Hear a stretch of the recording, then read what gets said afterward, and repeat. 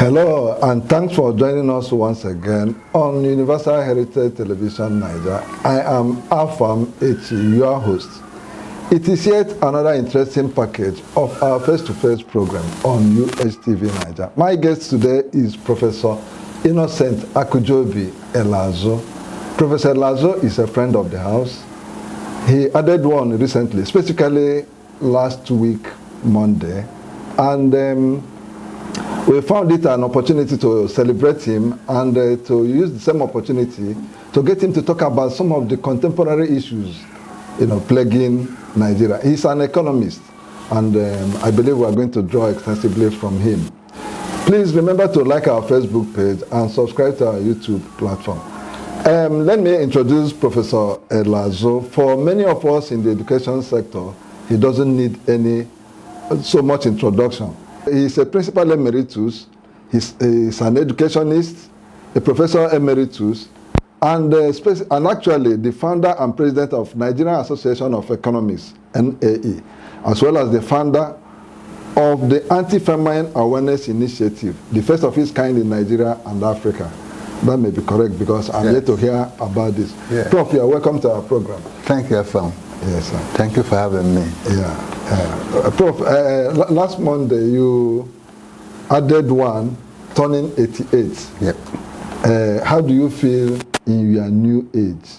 Yeah, I feel very great because I understand, I have very fair knowledge of the spiritual realm, and that a person at the age of 88 years is now at the evening of his age of his life. Life. So, and if we're here in this body, we're locked in. Okay. But once we transit, get out of this body, we have freedom. In fact, in Ecclesiastes chapter 7, verse 1, the Bible says, it's better for a man the day he dies than the day he's born. Okay. So I'm approaching a very exciting moment, a transition of my life, and I'm very excited. Thank you. Okay. It's spiritual though. Prof, you see, your looks, your gait, and your overall physique betray your age of 88 years. Yes. Especially when we relate to your peers back in the country homes. Yes. Who can hardly step out of their house anymore. Yes. It looks like you're enjoying good health. Yes. And so one would like to know what is the secret. Some of us may want to say that have kept you strong. Because I know what it is like when people climb three-story building to get to this where we are. They keep panting, but you did it and we didn't see any stress. The secret is simple. Do all things in moderation. Do all things in moderation. Okay. If you're drinking, drink moderation. If you are eating, eat in moderation. Even the exercise you do in moderation. Do everything in moderation, you'll be fine. That's the secret. Wow. Okay. Can you let us into the foray, of your academic exploits, educational forays? Thank you so much. I'm a teacher to the core. Okay. The core. At what level did you start? From the primary school. So I got a question. Yeah. So I taught the primary school, the primary school principal, and now I was a lecturer at the Federal College of Technology for many years. Which one, the Federal Polytechnic or the Umagwa? No, the Nekede. Okay. Yes. Okay, you taught there. And yes. Do you remember the year? Nekede, yeah. Okay. And I was also at the school board for many years too. Okay. Yes. After the war, my school said, my university said, "What are you doing? You're suffering. Come on to the United States." So I moved on to the United States and started teaching as a lecturer. And I taught in several schools, and then I was a professor. So that's how I became So I'm a teacher to the core. Okay. I'm a teacher to the core. Okay. Now that's why I say I retired as a school principal and as well as a professor. Okay. That's why they use the word. I don't need introduction to say principal emeritus and professor emeritus. That talks about me entirely. Okay. Yeah. There is this thing I mentioned while I was introducing you. You know, you have this group, Anti-Famine Awareness Initiative. Okay. What is it all about? Okay. Remember that I made predictions about this economy. Okay. That we'll talk about, you know. So and I'm aware of what is going to happen in this country if more food is not prepared. It's not, if we don't get to agriculture and we don't get back to agriculture, I foresee a real suffering for the people, real shortage of food. Remember I predicted a famine, you know?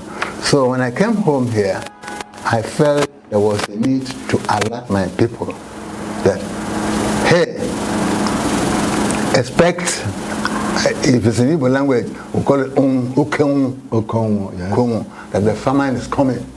It's unavoidable. All you can do now is every space you have, plant.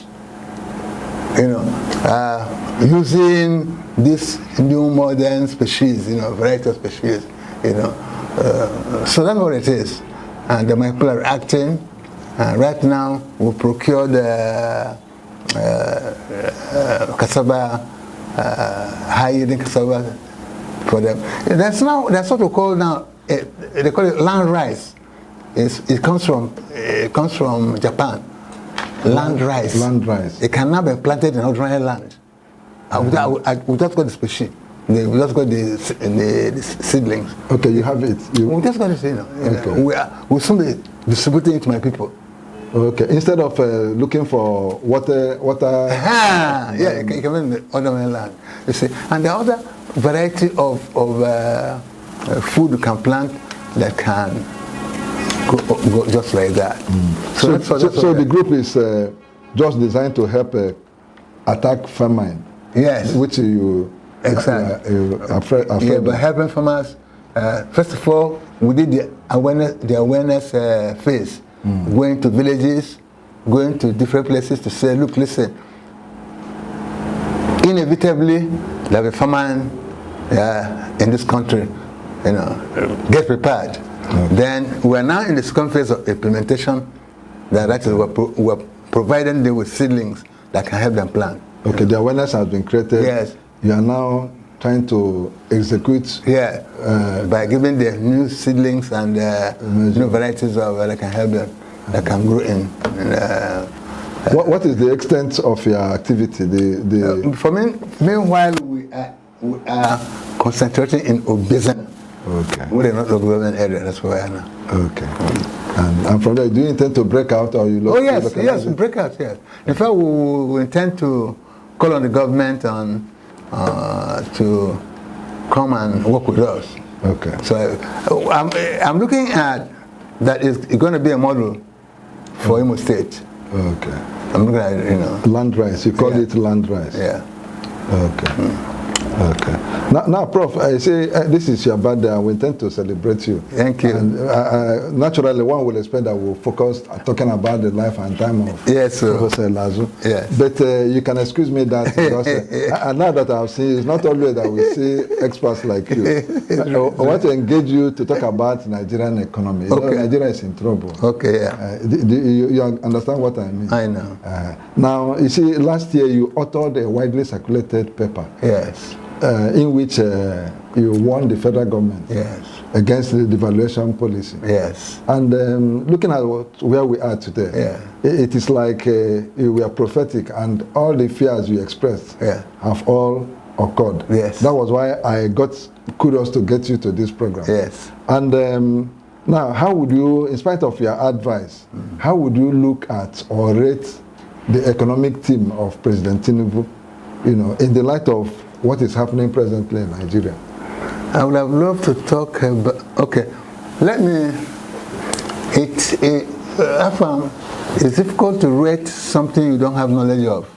I don't have data about them. I don't know who they are. So it's difficult to rate them. So okay. I can't rate. No, okay. Looking at what is playing out in the economy, actually, is it difficult? Because they say from their fruits you can. Okay, but I'm not asking you really if you cannot say anything in that area. Yeah. No, what I'm saying is that let me say this to you. It is not just picking 12 people and say the team. Yes. That matters. Yes. It's what matters involving Nigerian economists. Nigerian economists. Economists. Okay. Involving economists. Yeah. You see, in Nigeria, we're the most populous country in Africa, right? Yes. Most populous country most populous in Africa, yeah. The number of economics that we have in Nigeria is greater than the number of economists that you have in West Africa put together. Yes. Number of economists. Yeah.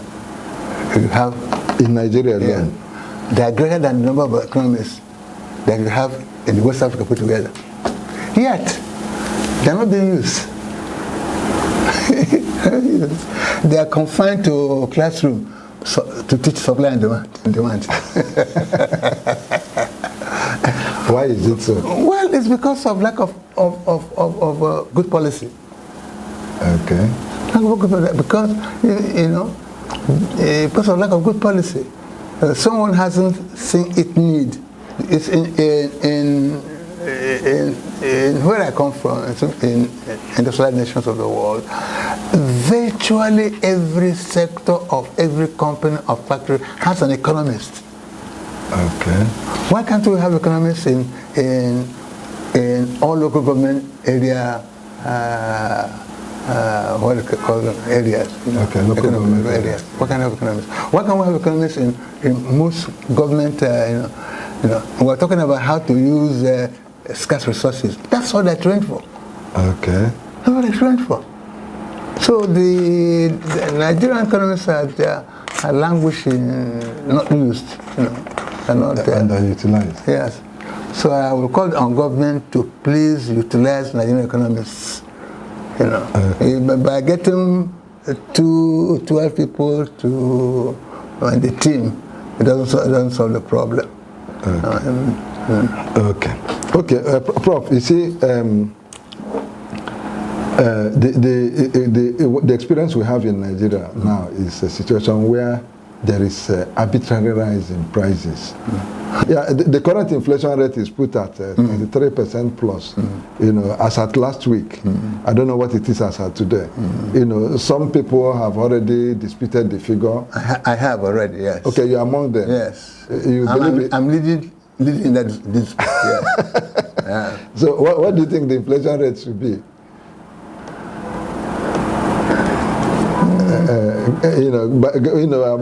Based on your own reality. So, what is the estimate? About 60. About 60. So it's like a double what. The statistics we are getting is coming from. And it doesn't matter. From the NBS. It doesn't matter. The official government. You think that's what. You think is so reliable. Okay. What makes you believe it's reliable? So I'm not saying reliable, so reliable. What makes it let's just go on. Okay. You see now, the other time. Because I have. If I look at the economy and look at what is going on with the economy, and it's not just inflation. That's all hyperinflation. That's what we have now. Hyperinflation. That's what we have now. Can you break it down for our viewers? Hyperinflation is accelerated inflation. Yes. Where goods, if you buy goods today at this amount of money, the 2 days to rise. Yes. What happened inflation? Yes, yes. Okay. That's what Nigeria is now. Okay. And that rate, you are telling me that inflation is 33%. You're like, it's not true. Yeah. Practically too. I belong to that school of thought. Okay. That it may not be that. Yeah. Because you see, there are times in a day price can change 3 times. Yeah, but my question in that the inflation thing, maybe you can now bring in the thing you want to talk about. Wait, my question on this. The other time you made a prediction, which got me interested in you. And looking at where we are now, talking about the inflation, the hyperinflation you mentioned, what do you think, following the trend and following what governments say they are doing, where do you think we are headed to in the next 1 year? There's something I want to say before this. Okay. You see, Dangote started production of diesel Yes. recently, right? Yes. When he was not producing, the cost of diesel was about 1,800 or 1,100 per liter. Okay. When he went into production, the price fell from 1,008 to 1,000 per liter. Okay. You know why? No. Because the goods have that has increased production. Okay, it has increased. The production has increased. That will also bring down prices. Okay. So once the goods increase, it's capable of bringing prices. That's the more there is available goods, the more the less the price. The less the price can be costly. Okay. You see. So that's a good example of us saying that the only answer to inflation is produce more goods. That's a good example of it. Okay. Another good example I want to give is Akajak. If you are coming from government house to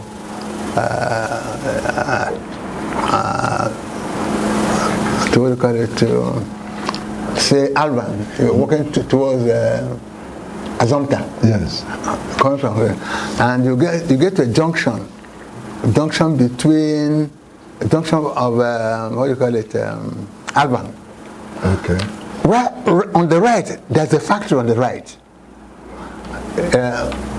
Someone owns the name of the factory is Akaja Kanyang owns that factory. It is an aluminum factory.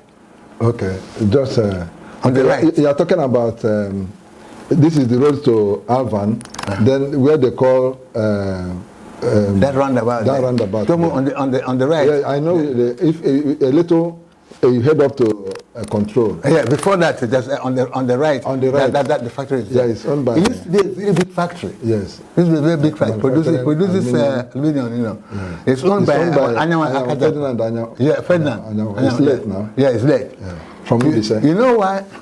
You know why that factory close production? No. Because 99% of the raw materials is gotten from Japan. Okay. 99% of the raw materials used in producing is imported from India. Okay. So this, I'm saying something very important to you now. Okay. This is what will happen to Europeans, to their factories, if Africa refuses to send their raw materials out to Europeans. Okay. Their factories will collapse. Okay. That's why they're fighting. So they want to keep Africa in the role of raw material producer alone.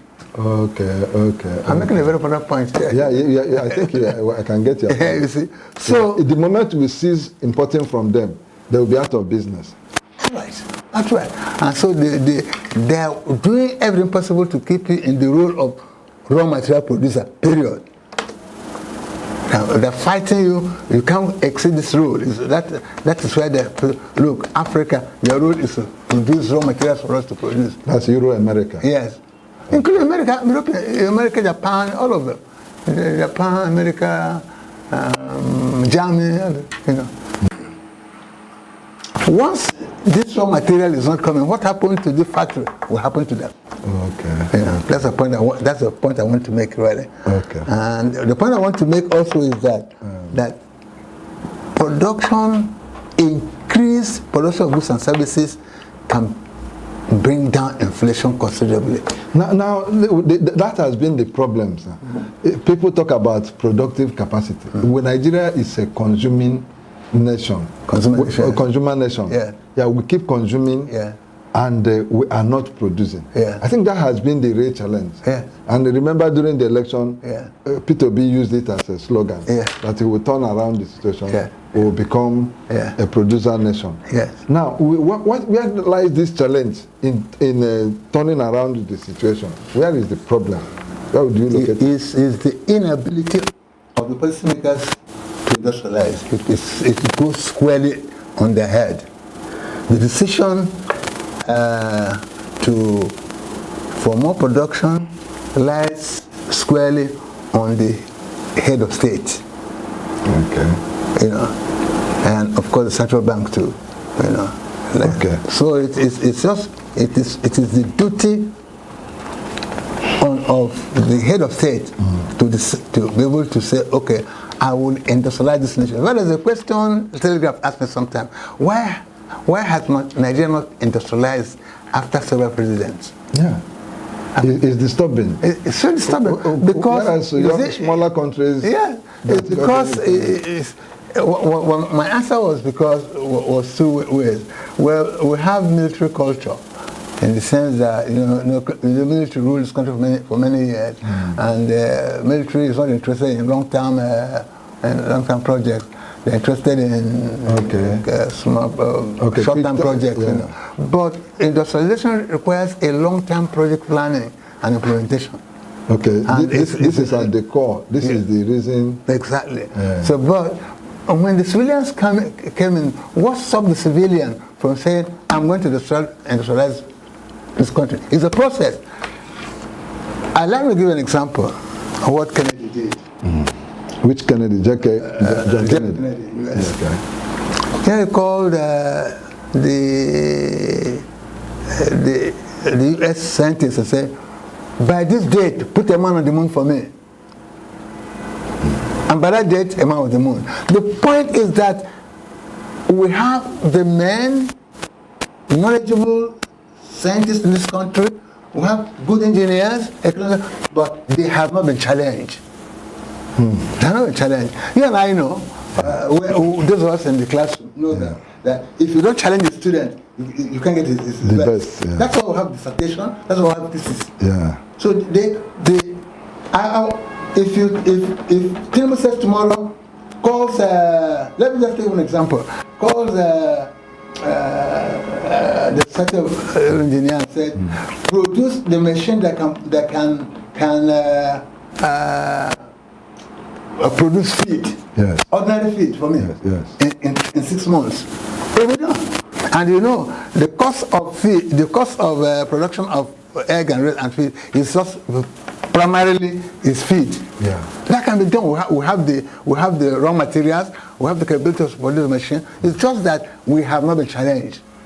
That's the problem. Nigerian scientists or economists have not been challenged. Okay, Prof, back to the question I was talking about, the arbitrary rise in prices. You see, just like you're talking about. You were blaming... I was trying to say, I was bringing in the issue of price control. Because you notice that in some places, in some markets, in a particular day, a particular product can go up 3 times. This is what you described as hyperinflation. And it's on the basis you disagree that the inflation rate cannot be 33% plus. Okay. Now, a particular Nigerian lawyer, a prominent lawyer, got so pained by this, by this arbitrary increase in prices, that he canvassed for a price control. And I remember back in the days, we used to have a price control board that regulates the amount of money paid on a particular product, and they enforced it. They went around to make sure that people are not in defiance of the prices. So I don't know, what are your thoughts under the present circumstance? Do you think we can still it is a very good it's a very good question. Yeah. Price control is a very bad economic policy. Very bad economic Very policy. bad, quote Professor Liazu, is a very bad economic policy.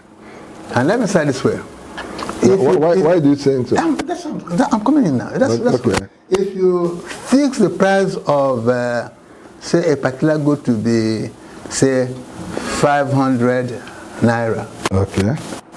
and it costs the product 1,000 to produce, who's going to pay the extra? We will run at a loss. Absolutely. And if it continues, you'll be out of business. Let me assure you, the moment this country adopts price control, between 1 year, half of the industries in this country will close or leave this country. Yeah, but it worked in the past. When the economy was so small. I don't look at other U.S. tried to put price control. Many other countries tried to put control. What happened? Look at the experience. It was total failure. U.S. tried price control. American, it was total failure. No. So it's not a good economic policy. Iran, I don't advise it. What I advise is that, I'll get to it, what I advise is that full industrialization of Nigeria is the solution to this problem. All this you're saying is what we call shift-make policies. Makes it. The shift-make policy doesn't make up anything. It just adds to the problems. Okay. So we are not actually addressing this. No, we're not addressing this at all. Okay.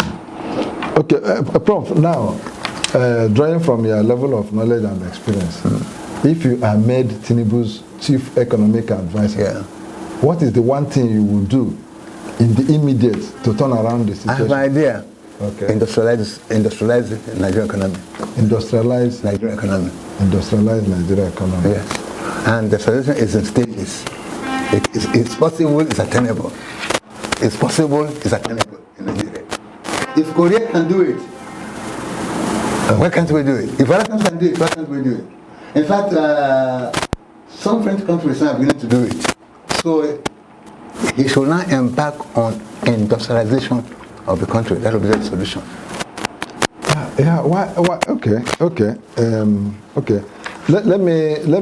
We're coming to the end of this program. Okay. Fine. You are at 8 years today. Yes. Looking back over your journey. Yes. Of 8 years. Yeah. Are there things there to regret?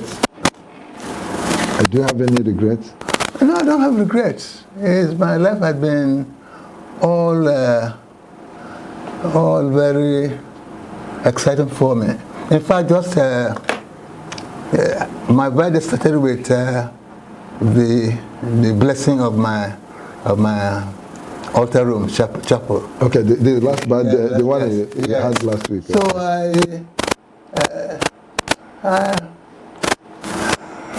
I believe in the Creator.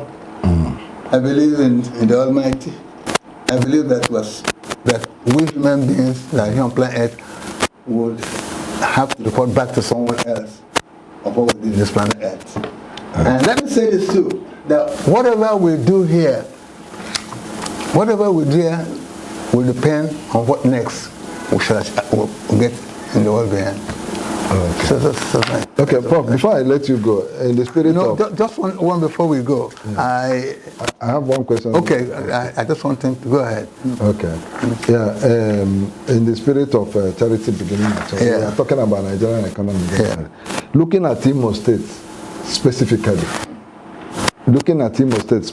yes. What would you advise the leadership in Imo State to do? At least to help... Go back to land. Agriculture is the answer. Go back to the land. Go back to the land. But I've not said this to you. You see, agriculture is the area that federal government has failed most. Remember, we had series of back to land agriculture, this food for agriculture, all were total failure. All agricultural policies of federal government were total failure. So at this time, you believe the federal government failed more in agriculture. Okay. Yeah. And that is an area we shall excel. We have the land, we have very fertile land in Nigeria, we have very knowledgeable people in Nigeria. I don't see why we shouldn't have, why we should import in so much food. Okay. You wanted to make a point. It's like there's a point I was saying, yes, a point I wanted to make. Yeah. There was something I read. Yeah. I think the chairman of Nigerian Bar Association was saying that it's premature for diaspora voting. Diaspora voting. Okay, yeah. It's a recent. I think, to me, you want to say something? Yes. To me, that is an arrant nonsense. I'll tell you why. Yeah. When Obama wanted to contest the election, you know what? Alinki, the man called Alinki. Alinki is one of the top black leaders. Alinki called Obama and said, "No, you can't. Wait for if you must contest, you have to wait for the next 10 years to contest. You're not right. No, it was only 10 years.